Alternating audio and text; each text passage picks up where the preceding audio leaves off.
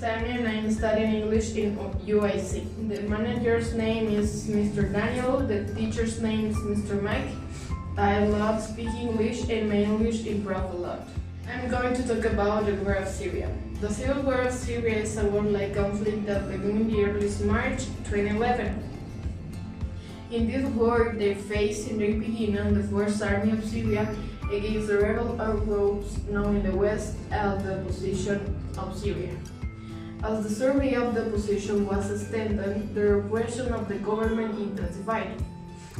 The authorities accused the external forces of support with armament and financing to terrorist groups, while the opposition denounces that the army of al-Assad killed civilians. Thanks to a toxic gas attack occurred on August 21st, 2013, the Western countries have attributed to the government forces. The United States prepares for a possible attack against the Syrian territory. Thanks to the Russian proposal to Syria to deliver their chemical arsenal under international control, it opened again the possibility of a diplomatic cease of the conflict. The Security Council of ONU approved unanimously the resolution agreed by Russia and the United States to eliminate chemical weapons in Syria.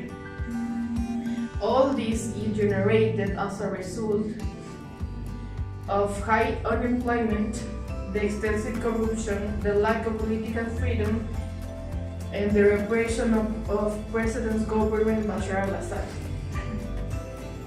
This situation is shocking to know that war goes on year after year in the face of widespread indifference.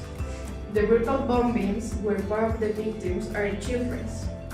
This war has generated to hundreds of people travel miles looking for a refuge and a better way of life. On the other hand, the failure of the Soviet Union to get its members to accomplish the refugee hosting plans shows the Europe's inability to get into what this war is. If we add to this the impunity of Russia in its intervention, we have a plain view about the near future of this war. This conflict has destroyed public and private heritage, with bombing and other acts of the war. The economic consequences are shocking, but the material losses can be compared with the loss of lives. This problem doesn't have a solution. The government of the country and the rebel groups always will make it a war, although there are people who want to change it. It always be the minority to make it real. Thank you.